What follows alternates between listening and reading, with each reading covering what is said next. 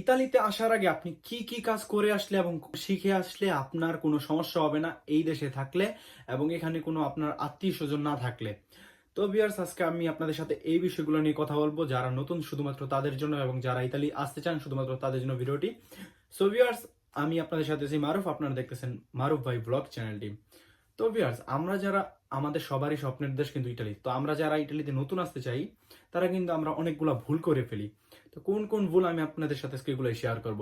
তো আমরা যারা নতুন ইতালিতে আসতে চাইতেছি আমরা কিন্তু একটা ভুল করি, সেটা হলো প্রথম ভুল, আমরা ইতালি আসার আগেই আমরা কি করি না, আমরা ইটালিয়ান ভাষাটা একটু হলেও শিখি না।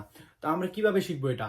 এটা শিখতে হলে অবশ্যই আপনার একটা ইতালিয়ান বই কিনতে হবে, বাংলাদেশে থাকতে বা যে দেশে আপনি আছেন, যেখানে আপনি বাংলা থেকে ট্রান্সলেশন করে ইতালিয়ান ভাষাটা একটু হলেও শিখতে পারবেন। তো প্রথম গেল এটা। তো এটা আপনার শিখতে হলে কি কি করতে হইব? এটা আপনার ডেইলি পড়তে হইব, ঠিক আছে? কেনার পরে এটা আমার ডেইলি আপনার পড়তে হইব অনেকবার। তো অনেকবার যদি আপনি পড়েন একটু হলে আপনার মনে থাকবে, যখন আপনি ইটালি ঢুকবেন, ঢোকার পরে আপনার যে ডকুমেন্টের যে প্রসেসিং গুলো থাকে এগুলো যখন আপনি করবেন তখন অবশ্যই আপনার কোনো সমস্যা হবে না, শুধুমাত্র যদি আপনার একটু হলো ভাষা জানা থাকে। কারণ এখানে যদি আপনার আত্মীয় স্বজন না থাকে, কেউ আপনার বিনা পয়সায় একটুও হেল্প করে দিবে না। তো দ্বিতীয় কি করতে হবে? দ্বিতীয় ভাষা শেখার জন্য আপনার ইউটিউবে, এই যে যেখানে আমরা ভিডিও বানাচ্ছি, ইউটিউবের মধ্যে আপনার ভাষার ভিডিওগুলো দেখতে হবে। এখানে অনেক ভাই ব্রাদার আছে বাঙালি এবং আপুরা আছে যারা এইসব টাইপের ভিডিও বানায়, যারা ভাষা শেখায়, ঠিক আছে? তো তাদের ভিডিওগুলো ফলো করবেন, ডেইলি 2-3টা ভিডিও দেখবেন, অবশ্যই আপনারা এখান থেকে অনেক উপকার পাবেন, আমি মনে করি ইনশাল্লাহ।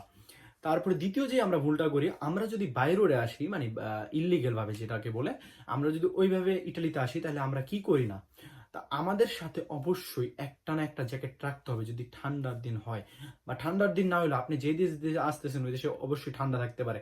তো আপনি বরফের দেশ দিয়ে আসতে পারেন বাই রোডে, তখন আপনার ঠান্ডা লাগতে পারে।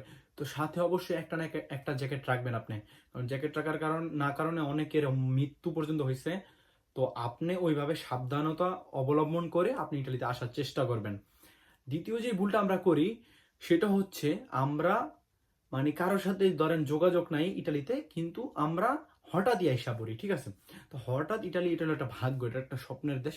তো এখানে হঠাৎই আসতে হয়, কিন্তু এমন কোনো বন্ধু বান্ধবের সাথে আপনি যোগাযোগ করে আসবেন যাতে করে আপনার এখানে আসলে কোনো মানে প্রবলেমের মধ্যে না পড়তে হয়, যাতে সবকিছু আপনি ইজিলি ভাবে নিতে পারেন। যেমন আপনার যদি ইটালিতে একটা বন্ধু বান্ধব থাকে, অবশ্যই কোনো না কোনো ভাবে আপনার হেল্প করবা। আর যদিও মানে না থাকে, তাহলে কারোর সাথে আপনি ফ্রেন্ডশিপ করতে পারেন ফেসবুকের মাধ্যমে বা যে কোনো মাধ্যমে করতে পারেন। করার পরে কিন্তু আপনি ইটালিতে আসলে আপনার কোনো সমস্যাই হবে না, আমি মনে করি।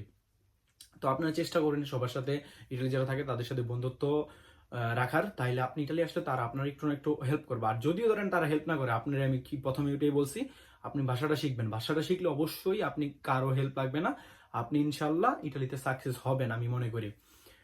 তো গাইস, আজকের ভিডিওটা মানে এইটুকুই ছিল যে আমি আপনাদের বুঝাতে চাইছি আমরা ইটালিতে আসার আগে এই ভুলগুলা করি, এবং আমরা অনেক ইটালির স্বপ্নের দেশ, স্বপ্নে আমরা পাগল হয়ে যাই কিভাবে আমরা যাব, কিভাবে কবে যাব, ঠিক আছে?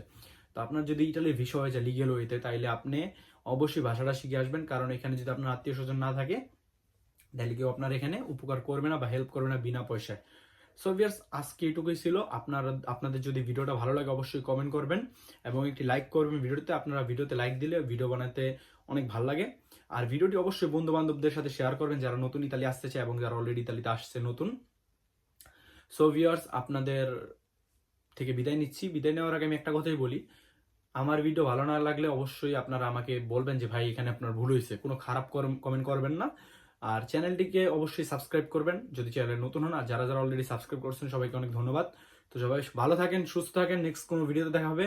আসসালামু আলাইকুম, টেক কেয়ার গাইস, আল্লাহ হাফেজ।